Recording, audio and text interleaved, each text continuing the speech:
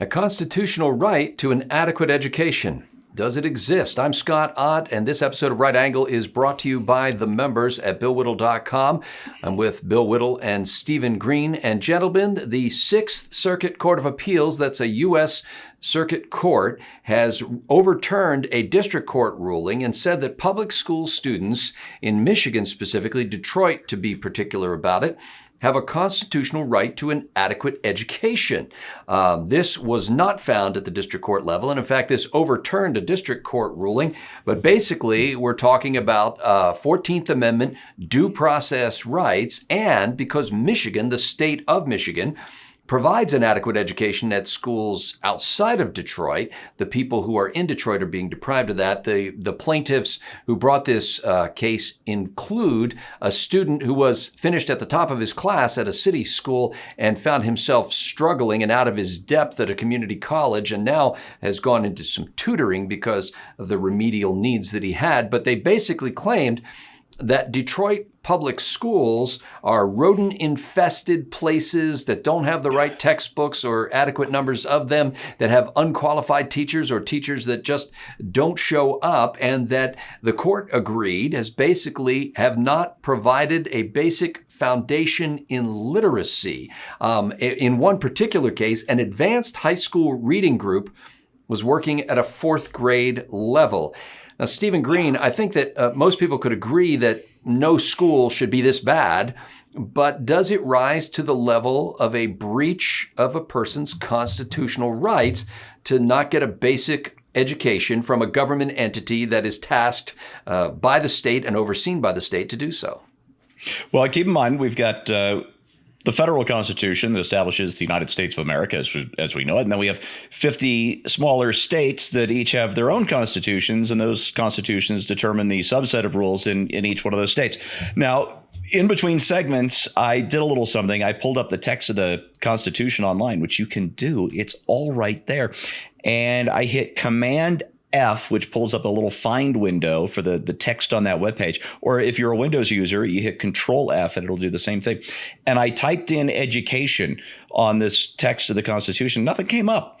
So I thought, well, that can't be right. So I backspaced out education and I typed in school.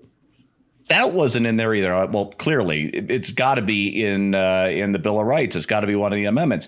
So I pulled up the text of all the Bill of Rights and the additional amendments, did the same thing, a little Command F education. Nada. School. Nada. So this is not a constitutional issue. Not at the federal level. Different states have their own rules about education. That's fine. Bring that stuff down to the state level, to the local level. But there's no constitutional right to anything like that at all. It's not in there. I looked twice. I looked in both parts. It's just it's Steve, not as you would argue, but frankly, wait that things that just aren't mentioned in the Constitution doesn't mean they don't exist. Well, yeah, but they don't exist as far as Washington is concerned. That's how that works. They don't exist. They're reserved to the people or the states. This is not a constitutional issue, period. Now, I believe in public education. I think a constitutional republic requires an educated citizenry. That said, it doesn't belong to Washington. It belongs to the states and the localities and the parents. You got teachers who don't show up, fire them. You got schools that don't teach, fire the principals, fire the school boards. Get rid of these people. Take some goddamn responsibility for your own district. That is the thing here. I admire this kid. This kid did a great thing. He graduates from high school, which if you're in Detroit, you've beaten the odds right there, I think, goes to community college. He's trying to better himself, and he discovers that his high school didn't teach him anything. What a horrible thing to learn at this late date, that you didn't learn anything in your high school. A kid who's really working to improve himself. So he went to court. Okay, great. Maybe he can get some changes made at the local level. I hope he does, because Detroit has been a damn basket case forever and ever and ever. But the people there have got to take some responsibility for the fact that they're a city where they are sovereign, where they vote the leaders in, is an absolute ruin. It's an absolute ruin, Scott. And the people, just like that young man, have to step up and demand better. But it doesn't come from Washington, and it doesn't come from a judge who's going to, I don't know what he's going to do next. The judge will probably rule that the state has to throw more money at the problem. That's not the problem. The problem is people who aren't taking responsibility for their own city, and I want them to follow their own young son's example and take some action on their own behalf. The Circuit Court's 2-1 ruling, among other things, sent that back to a lower court to be able to decide how that should be handled. So this court, at least at this point, is not going to decide what the remedy, the constitutional remedy, as it would say, should be in this case. And just to make it clear for those of you who are familiar with the case, that kid that we referred to was one of the plaintiffs in the case. It was not just his case. It was a broader case than that. The state of Michigan is arguing that even though it has general oversight of the public schools and general responsibility for the public schools, and the plaintiff would say during the time that the case was brought about 4 years ago when the original suit emerged, the state had taken responsibility for Detroit schools directly because of problems in Detroit schools. Well, the state is now saying, well, we gave that back to the city. We gave that back to Detroit, and so that's not our responsibility anymore, not our problem. You shouldn't be suing us. But as a matter of fact, they were sued. Bill, you know, they literally, the court case says the plaintiffs were asserting that because the public schools in Detroit were, and here's the phrase, schools in name only, that that compulsory attendance was an unconstitutional suspension of their liberty. Essentially, that the state shouldn't be able to require people to attend schools in name only. Now, that did not fly with the circuit court. They didn't deal with the compulsory attendance feature of it. But Bill, Steve makes a decent argument there. However, we're not just going back and reading the original text of the Constitution. We've got 200 years of accretion onto that, including the fact that states and local school districts draw a large amount of funding from the federal government tax pool, as well as federal guidelines and rules and regulations that dictate how that money has to be spent. And so basically the public schools are doing the federal government's bidding in order to get the federal government's money. So this does fall in the federal purview. Do you not see that argument? Well, I actually did the same thing that Steve did. I pulled up the Constitution. I hit, Command F. I looked for education, nothing. I looked for schools, nothing. But when I searched for learning, Lernin apostrophe, it's everywhere. It's hundreds of places in the Constitution when it comes to learning. Look. Anytime you try to make the case that a commodity is a right, it's the game is over. A right does not cost anything. Your right to free speech is not funded. There is an exception, and I agree with the exception. That only one I can think of right now is the right to an attorney, and if you cannot afford an attorney, one will be provided for you, because the right to not incriminate yourself is more important than spending the money on defense attorneys. But other than that, it's certainly not a Constitution issue. I'm with Steve on this 100%. Let's just imagine that they get this ruling. Let's just imagine that the lawsuit succeeds, and they can prove that there was 14th Amendment lack of equal treatment under the law and all the rest of it. So what's the remedy? Steve's right. What's the remedy? You're going to pour more money into this? That money's not going to do any good. If you want to solve this problem, you've got to just do two things. You've got to destroy the power of the teachers union, and you also have to stop electing the people that have made these schools the worst in the country, maybe in the civilized world, and start electing people who are going to come and fix them. And until that happens, you're just pouring more money into the people who are stealing the money that should be going to education in the first place. Steve's point was exactly right, and I couldn't endorse this more strongly. This young man in question that we've talked about, I don't think he should win his lawsuit on the grounds that I don't think it's a constitutional issue at all. But with that said, he's certainly right about about being angry. He's right about wanting to do something about it. I think he should run for school board. I think he should run for the school board and become the chairman of the school board in Detroit. And I think he ought to get a lot of publicity for this. But in a very real sense, Bill, the school boards at the local level are tools of the state government. I once considered running for school board, and as I was reading the guidelines and what school boards do, they're basically the state's agents elected at the local level, but they're the state's agents at running these state-supervised schools. Yeah. Well, then you ought to run for governor. But clearly, it's not a state problem, Scott, because Ann Arbor's schools are not in the same condition as Detroit's. I think we can all agree on that. And so if to say it's a state problem would be to imply that all Michigan schools are this terrible, and that simply not the case. It clearly is an issue with the city governing, the city governance of Detroit and perhaps the county.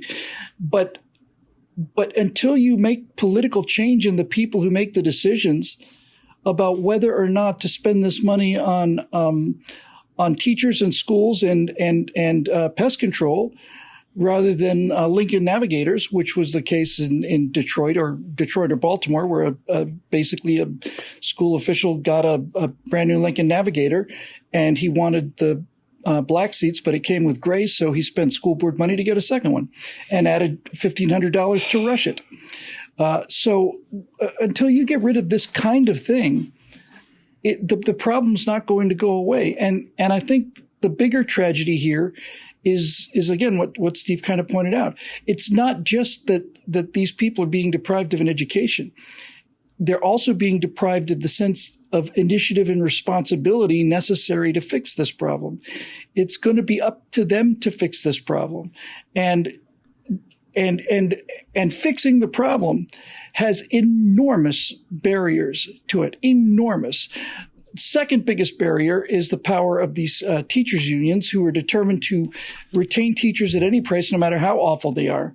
But to be perfectly honest, and I'm just going to go ahead and step on the third rail here, the biggest problem that Detroit is going to have to overcome is the attitude that is prevalent in the black community that education is somehow a white thing, and that it's somehow something that's, that if you're well educated, well spoken, and do well in school, you're not really black. How are you going to get over this problem until you come to grips with that kind of social proof and that kind of social pressure? That's not something that somebody outside of the black community can do anything about. We can't mandate this, and we can give all the advice we want to. No, not going to listen. And just to compound the tragedies here, one of the people that seemed to understand this most clearly in the course of my lifetime was Bill Cosby. I mean, Bill Cosby used to talk about this relentlessly. He said, this is our problem. We want to walk around with our pants around our knees and stuff. What do you expect? And then, just to kind of further the heartbreak, you find out that now Bill Cosby is in jail for walking around with his pants around his knees. Yeah. That one broke my heart, man. And so there are enormous issues here, but constitutionally, the Constitution does not guarantee a commodity. An education is a commodity in the same way that healthcare is a commodity. It costs money to do. And so if the argument about spending were the answer, we'd have the best schools in the world. We spend 3 times more per student than any other country in the world. And this data is from 4 or 5 years ago now, but in Baltimore, it was something on the vicinity of about $15,000 per student per year is what we're paying. $15,000 per student per year, 2 or 3 times the next closest country. And our education continues to get worse and worse and worse.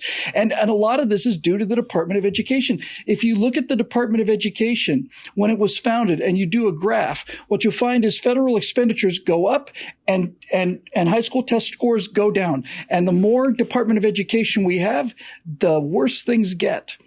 And things like Common Core and all the rest of this stuff, they just simply reinforce the status quo. And it's time to break the status quo. And as a resident of Los Angeles, I can't do that for the people in Detroit. they're going to have to do it themselves. And like I said, that's the biggest tragedy, is the idea that they've been so conditioned to be dependent on the government, that the idea of just voting for different people or running yourself because you're disgusted with the fact that your 4 children aren't getting an education, run for the school board. It's an enormously complex problem, and throwing money at it's not going to solve it. Yeah, if I can throw in something real quick about the money, you're saying $15,000 a year for a public school, elementary school education in Baltimore. To give it to you, to put it in perspective, you adjust for inflation, and I didn't spend that much for a year of education in college at the University of Missouri. And I'm not just talking about the classes. I'm talking about classes, books, my dorm room, the cafeteria, and about $120 worth of spending money every month that I had budgeted in for my summer job and all the rest. It still doesn't add up to what they're spending per pupil on elementary and high school education, where they're not actually teaching. This is like a cardigan that has a little piece of thread hanging off it, and you pull the thread, and the entire cardigan becomes unraveled, and it's just a ball of yarn on the floor. I don't want to give you a facile answer to this and say, well, if only we would do this, and if only we had prayer in school, and if only we had, got rid of Common Core and had some other form of education. There are a lot of factors involved in this. The fact that this is even a constitutional case, in the sense that it's elevated to a federal court, and these judges on the federal court are saying that there is some sort of constitutional right to this substantive due process that would provide the same education for a kid in Detroit as there would be for a kid who's living in a suburb somewhere or out in the country. They think that it's money being unequally distributed. But the reality is, you could take twice as much money and pour it into the same vessel of these inner city schools and find that it would be no more effective. Yeah, you could get better books. Sure, you could pay teachers more. Maybe they'd start showing up in time. But there are problems that run deeper than that. And a lot of this goes back to the fact that the further up you push responsibility, the less the people at the local level closest to the problem perceive the responsibility to be their own. It reminds me of Hurricane Katrina in New Orleans, where, people were sitting around waiting for the federal government to tell them what to do. And I'm thinking, when I decide what to do, when I think I'm in danger, and I don't wait for anybody at FEMA or Washington, D.C. to tell me what to do. Ultimately, the responsibility for the education of a child lies in the hands of the parents. We're hearing a lot of crying these days about how, parents are so disturbed that their kids are at home during the stay-at-home order for the coronavirus pandemic, and what a nightmare this is, and can't we send them back to school? It just breaks my heart. That breaks my heart that parents have begun to see, in fact, that it is a government agency funded by taxpayers that's responsible for the education of their children. Now, I don't know how you were brought up. Actually, I probably do know how you were brought up. My guess is that your parents were reading to you. My guess is that your parents were somewhat like my grandparents, and that when we were driving around in the car, we were playing fun games like spelling things. And we enjoyed it. If we came home at night and my grandmother would say, what homework do you have? And we say, oh, we don't have any homework. And about half the time we were lying. She would say, oh, good, we'll sit down at the table after dinner. I have some homework for you. And we'd be like, no, Nan, we got homework. We have plenty of homework. Because the homework from the school was always easier than her homework, and we could get it done faster. So there was a responsibility that my grandmother saw at the nuclear level, so to speak, in the home, of educating these children. And until you get that kind of mindset, you're always going to push that blame upstream and say, well, my kid's not getting a decent education in Detroit schools, especially when you get down to foundational things like literacy. Now, if your kid gets to high school and is reading at the 4th grade level and is considered to be an advanced reader, whose fault is that? And if you say it's the public school's fault, then my question is, gee, is that what your parents said too? Because at some point along the line, somebody didn't take responsibility and say, hey, my kid's now 12 years old and can't read at a 1st grade level. We need to address that.